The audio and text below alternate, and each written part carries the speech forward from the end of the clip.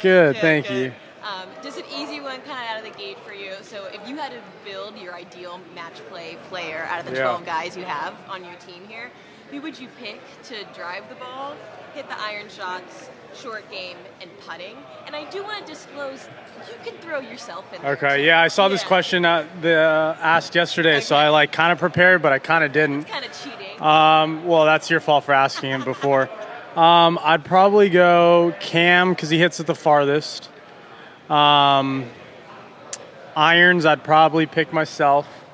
Actually, no, I'm going to give it to JT. I think JT has incredible control of speed and distance. So I'm going to pick JT. I'm going to go Jordan. No. So let's see. Short game, I'm going to go Pat. And putting, I'll go Jordan. Okay, great. That's all I got. Yeah. Thank you, Collin. New. 2 weeks old. Okay. Just some off-season testing or what? So ever since the end of senior year, kind of spring senior year, I switched to a longer putter, a little more upright. Was standing tall. I mean, if you look at when I first turned pro, I was still standing really tall. Like even with all my putters. Switched to the claw grip or the saw grip, and felt good for almost a year, right? And then I just kind of got out of sorts, and like heading into playoffs, it just never felt comfortable. And sometimes you just get in that little route of, when you're not comfortable, nothing's going in. I mean, that's how you build kind of just seeing good results is confidence, and that confidence wasn't there. So I switched to conventional during postseason, during playoffs, and then kind of the few weeks after that, talking to a few guys at home in Vegas, playing a lot, and just kind of noticed how they were putting, watching them, and I just wanted to try something different. So I went a little flatter, got my body a little bit more relaxed, and I was able to kind of have that rocking feeling that people always talk about in putting that I've never felt in my life, which is a weird thing, but it still is a test. I mean, I wish I'd figured this out earlier, but I mean, with us, it's nonstop. It's go, go, go. So we're used to kind of trying and putting in new things early on, and it just sits really nicely for me, and hopefully I can just kind of take it back and let it go from there. So is the new putter just mostly because of the setup adjustments? Yeah, I mean, a lot of it was because of setup adjustments. I went to the Soto rather than the Juno, I wanted the look. And then I was just messing around. I messed around with like 3 different necks just to kind of see how my hands sat, even if they were at the same lie angle, and go from there. Different top line on it as well. Usually you go with the single sight line. Now you have the dot on there. Yeah, we just haven't had enough time to kind of get the line perfectly how I want. I think with where my eyes are sitting and how it's sitting down, I think we might have milled it in a little bit too deep. And just the way the angle sits when it's sitting down, or my eyes look at it, it's not like it doesn't look as straight as it should be. So that's just something we'll mess around kind of after probably this week. But it was, they made a bunch of putters, and it was never a thought. It was more about like, let's get this right, looking good and feeling good in my hands. So no Tiger inspiration there? No, but hopefully we can putt like him. That'd be nice. And then is it a different length than the previous one? Yeah, it's a half-inch shorter. Okay. So half-inch shorter, just everything's more relaxed. I mean, everything before was just way higher. Just everything was so rigid, right? Like now, and I look at some of my favorite putters out on tour. I mean, it doesn't mean you can't putt like that. I just think for me, I haven't seen the consistency that I want. So this is a path that, just kind of popped in my head one day, and I was like, let's roll with it and see what happens. How's the fade going? You got complete confidence in it? It's still a work in progress? It's definitely back. Yeah.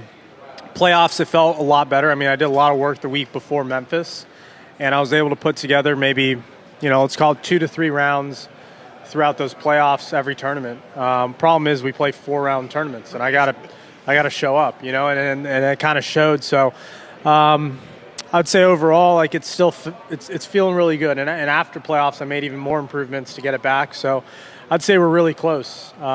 It's just kind of now seeing the results. I mean, seeing results obviously boosts your confidence. It's how do you just kind of jump that ahead and just say, what we're doing is right, and hopefully what I'm doing is right. What's the hardest part? Is it getting it started where you're looking, or is it more having it just end up where it needs to end up? I mean, there's a difference there too. Yeah. Look, I mean, when I'm hitting the fade, I know what my misses are going to be. Right. right? And that's what I didn't know for a good majority of this year, is that I didn't know where I was missing. But these cuts have been coming back, and they've been starting online, they've been finishing online, and it's how I've seen it. It's just I couldn't see that before, right? Yeah. So there, when I show up to these holes, you see it a certain way, and if the ball's not doing that, there's a reason. And thankfully, they're matching up a little bit better. Has it been anything with the clubs or the ball, too? I mean, we know the balls fly so much straighter, and that's part of the problem sometimes, too, isn't it? No, I mean, I didn't make any changes. It's really just kind of me, my swing, and my body. Just kind of figuring out small things. I mean, the amount of videos I've watched since college, on my phone, on all these plane flights and everything, all these off times, just a lot of video watching. Sometimes it's really hard, and thankfully we figured something out, and it kind of kept going on and crept on to other things that we can find. The putter is something that you've had a variety of different approaches to since you came on tour. Wondering, how has your perspective on your putting game changed? Do you see a lot of growth there, or are you just kind of changing things as it goes along? Yeah, I mean, I think the idea for me is to be consistent, right? I've been able to show that I can get hot and I can putt well. The problem is, it's so far it's been sparingly, right? It's been here and there. It might be one good round, but it's not over a course of a tournament, or it's over a course of 2 tournaments and then it kind of disappears.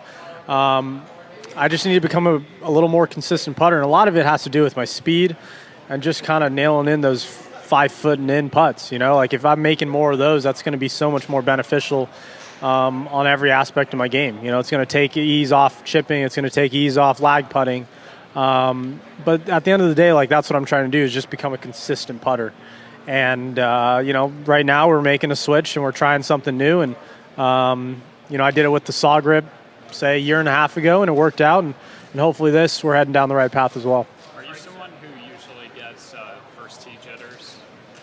No, I mean, to be honest, I was more nervous on my Walker Cup. I think my Walker Cup, golf-wise, my Walker Cup tee shot on 1 was the most nervous I had been, even compared to last year at the Ryder Cup, which is weird. But I think now knowing what we do and, being able to represent our country a couple times here and there throughout, amateur golf, it's just such a big honor that, we just want to come out here and win. I'm going to try and do everything I can, put every piece of effort into winning. So when you're out there on that first tee, for me, I'm excited and I'm ready to go. So it's how do you calm that down? Not just, not really the nerves part, just the excitement. Is there a strategy you have for calming down? No, I think it's just talking to yourself, talking to your caddy, just going through your regular routine. When you're that excited and that jittery and that, off the charts, you kind of just have to go through your routine. And normally that you end up skipping your routines. But if you just take, 1 extra second, it helps a lot. Is there anything else like that in golf, like that experience of walking to the first tee in a team event? No, I mean, not in a team event. We only get 1 a year for at least the U.S. guys. There really isn't. I mean, they're so different. I think the coolest thing when you have these team events is that, guys are willing to share, maybe a secret here and there that they normally wouldn't. Unless you're best friends with them and you've kind of played with them every single day, you just get to hear a little bit more about how everyone does it. And it's always nice to hear. It's refreshing. I love asking all the captains, how they've done it in the past. I mean, Stricker has been teaching us how to chip, I think, for the last 2.5 days. So, and it doesn't mean that's the right way, right? But it's just another perspective that we can look at. And I think that's the biggest thing, is that we can just kind of bring all this knowledge in and just help us. And it's been really cool, of a week to hear that. Statistically, you're one of the best from 200, 225 approach shots. How do you set up your equipment to effectively the ball from that far onto the green, keep it on the green? That's nice. I don't know. I really don't know. Let's see, 200, so we're talking about 5-iron and out. I think it's just gapping of distances. I mean, at the end of the day, I think from that far of a distance, I mean, if you put it within 25 feet, you're hitting a great shot. We're not pin seeking as much as we would per, say, I like 8-iron, so let's say an 8-iron from 160. I think when it comes down to it is just feeling comfortable with the clubs you have, right? So when you go out and I've got the P7 MCs with a 5-iron, and then I've got a 770 4-iron, And it's all about gapping everything and make sure you have all these gaps. With the 774 iron, I can't work it as much, but that allows me to go for par fives, and that allows me from 230 out to aim at the middle of the green and hopefully just be able to miss a little bit here, a little bit there, and we're finding middle of the green and having good distance control. And then I've been able to add a 5-wood in kind of over the past year, and I think that 5-wood's like cheating. The thing goes straight up in the air, and the wind doesn't touch it as much as you would think. It's an amazing club. So you know what? I don't know. I think maybe because I hit it shorter, maybe I have more 200+ yard shots out. But to be honest, I think anytime I have an iron in my hand, and even that 5-wood, I feel very comfortable, especially when I'm swinging well. And I don't treat it like anything else. I just treat it like another club and figure out where I want to hit it and kind of know the dispersion. I think that's the biggest thing, knowing where you're going to miss, and you can kind of get away with those, ones that look bad and end up all right. With a split set, like blades, cavity backs, yeah. How do you decide exactly where to make that cutoff? Yeah, for a while I had it all the way up to 6-iron with the blades, and then put in the 7MC. I put in the cavity backs for the 6-iron, so now I've got 6 and 5, and then I've got the 770 for the 4. A lot of it has to do with height, like height control and trajectory, kind of off the face, launch angle. There's a certain window I like to see, and with a blade, obviously it's not as forgiving, but it doesn't, for me at least, it doesn't launch as high. And it was kind of cool. I went to the Kingdom last week to mess around with some putters, and we were messing around with some irons and just going through. I've never, I'm known for my ball striking and my irons, right?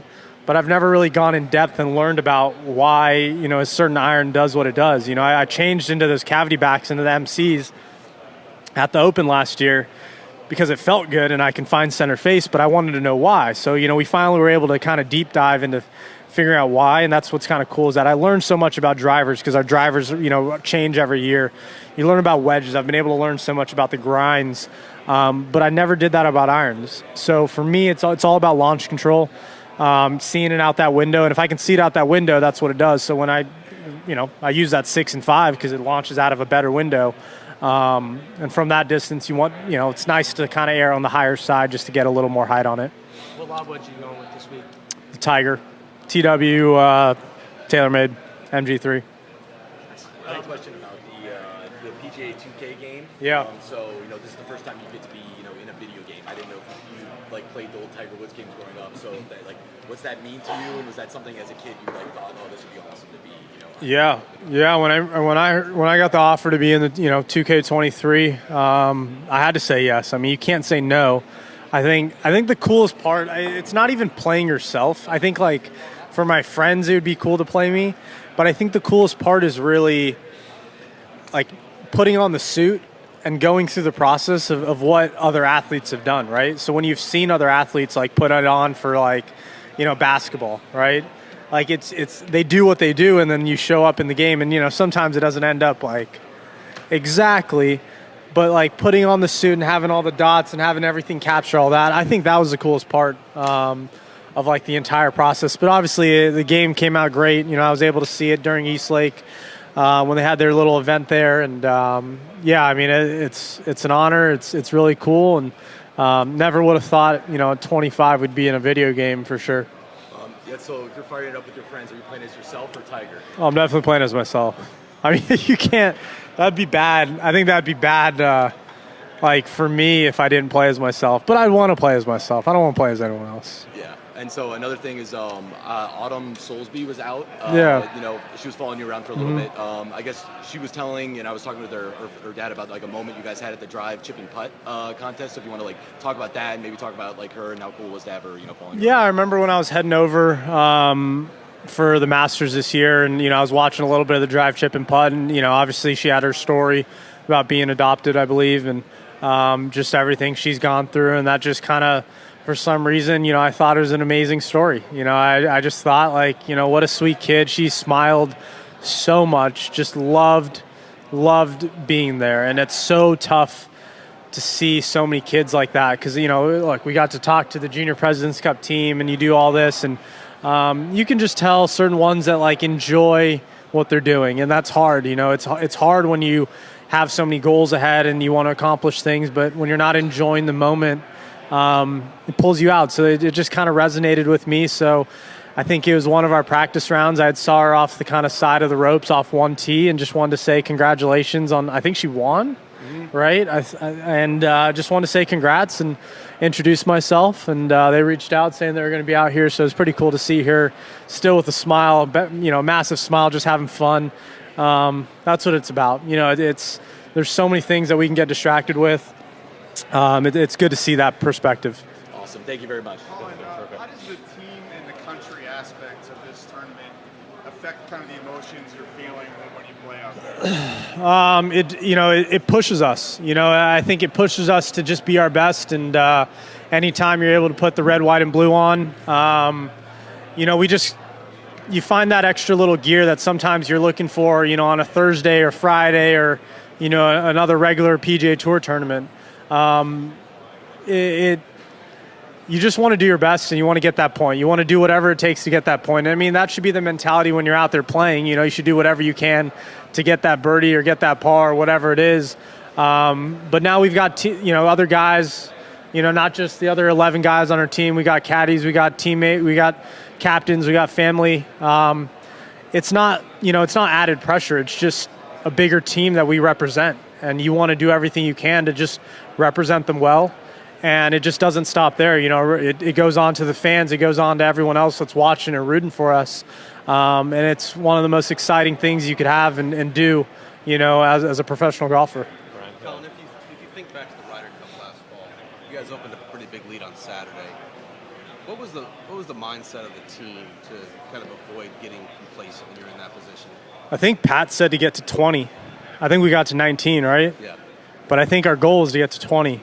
So I don't know how many we had to win to get to 20, but look, I mean, at the end of the day, I mean, the goal is to win, but sometimes you have to set your goals differently to push guys in a different way, right? Get that mindset that everyone should have. So, I think for all of us this week, it's just get the job done in every single match. Whatever you are, wherever you are, whatever you're doing, go win that point in that match. But I think when it comes down to that, it's the same thing. We knew, we were very close to winning, right? We had a lead, but let's go get to 20. Everyone needs to do their job to get to 20. And this is the most competitive guys, that I've met. I think all professional athletes are competitive, but when you put us, especially golfers who are so individualized, when you put us all in a room together, we're so self-driven that complacency really isn't a thing unless we, everyone just keeps saying this and this and this. But I think in the heart, we all know that, it comes within us and we push ourselves to be the best for sure. I was going to ask, is there a bragging rights type situation among 12, earn the most points, don't be the guy who earns the fewest points? No, I mean, I'll speak as a rookie last year at the Ryder Cup. Obviously, I'm a rookie here, but it feels a little different. As a rookie last year, I was like, man, I hope to get a point. Let's just get our point, right? So when I won the first match, I'm like, okay, here we go. We got our feet wet. Let's keep moving. No, there's no bragging right. At the end of the day, we just want to win. There's no other feeling like it. I mean, you get one of these every other year. You don't want that to drag, and do everything it takes.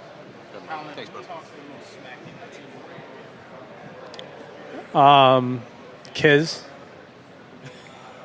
Where is he? He's over there. That doesn't surprise. He was talking smack when I was just talking to him. Exactly. I mean, it's Kiz. He can do it. He feels comfortable, and that's what's great. I think everyone feels comfortable on this team, and when you're able to have that, guys kind of bond. It's a lot. The flow of things just go.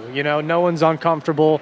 No one's kind of hiding behind the curtain. Even us young guys, let's just kind of go with the flow and just keep moving on. You guys giving him a hard time about being the old man in the room? Yeah, but he knows it. So the problem is we keep giving him, if we keep giving him a hard time, he's just going to take it and he's going to say oh, look what I'm doing at whatever. I don't even know how old he is. He's probably not even that old. So 38. Yeah, all I mean, relative. like, It's all relative. I mean, if he's 38 and Cam Young's the youngest guy, so I mean, that's only 13 years. I mean, it's not that bad.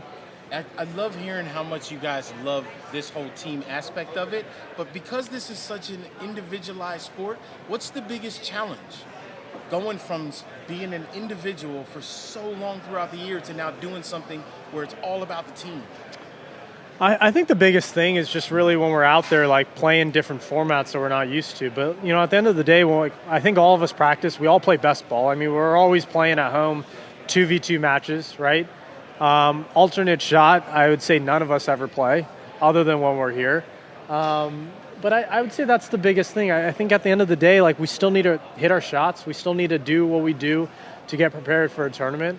And the captains do a really good job kind of just pushing aside as much as they can to make sure we're sticking to our routines. You know, that's the biggest thing is we've got our routines down from when we show up, you know, on a Sunday or Monday at a tournament. Obviously with, you know, team events, you have team outings, you have team meetings, you have dinners, you have all this stuff, but they do such a good job, you know, last year at the Ryder Cup, this year here at the President's Cup. You know, Stricker and Davis Love, my two captains, have done, you know, they get a lot of credit for making our lives a lot easier on these weeks and just allowing us to go out and do what we do best is play golf. I won't say a name, but I'm going to ask you this. You're playing partner. Okay. What would they say is the best part of your game that you bring to the team aspect? And then what would you say about them? What is their best? I mean, that's so sneaky. No names, but I'm just saying. Well, I mean, that just gives it away, I guess. Maybe not. Well, I mean, I think people can say my best part about my game is my iron play. And the other person, they're just a great-looking guy. Good luck figuring that. Yeah. Good luck figuring that one out. Yeah, that's fair, right? Okay. They're a great-looking guy. I mean, whoever you assume is going to be a great-looking guy. That'd be like me winning skinniest kid at fat camp. I don't think it's a good answer. I mean, you never know. There's always a chance. What are you most looking forward to this week for starting on Thursday? I think just when that energy hits you, you know, right when you get to that first tee. I mean, you're excited when you wake up. You're getting ready. But once you get to that first tee and you're like, let's go, things click, right? Everything's in motion. You're just going. It's flowing. And hopefully you can get in a good rhythm with your partner and start winning some points. Thanks, dude. Thank you. What if you're the best looking guy? Well, shit. That's a Playing problem. alone. I want a partner. I want a partner. I don't want a disadvantage. Okay, guys, you have one more? One question. Yep. If the PGA Tour and Live Golf ever had a team event, would you play in that? I've never thought about it. Another hypothetical that I'm not going to answer. Have you ever looked or had conversation what the 12 best in the PGA Tour versus Live Golf would look like? No. To be honest, I mean, a lot of those guys, you know, they've gone and they've made their decision, and I've really haven't thought about them. I mean, there's a couple of the guys that I definitely miss having around. But, you know, it's a cycle. You know, I think it's just like anything in life, there's a cycle. You know, golf has a long lifespan. The guys stay for a long time, but there's just a cycle of new guys coming in, old guys coming out, and it's a repeating cycle, but it's never anything I've really given thought of because, you know, I've got a million other things I got to worry about and my wedding. So, yeah. Who are the guys you miss? Who are the guys I miss? I miss DJ, I'll be honest. I mean, he's obviously last year at the Ryder Cup, it was amazing, but he's just a good guy to hang around. You know, it's him and AJ, and yeah. Good guys? All right, I got one more. Yeah. What's Freddie Couples like as assistant captain? Keeps getting invited back. Like, why is that? Yeah. Why is that? Because he's amazing. I had never met him until last year at the Ryder Cup, and he's just the most laid back, great guy. Has a million stories that he could tell, and not saying that like the other captains don't have a million stories, but he's got 1,000,001 great ones. And it just kind of keeps everyone going. You know, that's the thing. I talk about this kind of flow of the team and just everyone feeling comfortable. You know, he just kind of keeps that vibe going. And it's just so, it's so nice because it takes you away from everything. It takes you away from 12 best in the U.S. playing at the President's Cup. You know, these are things you dream about, right?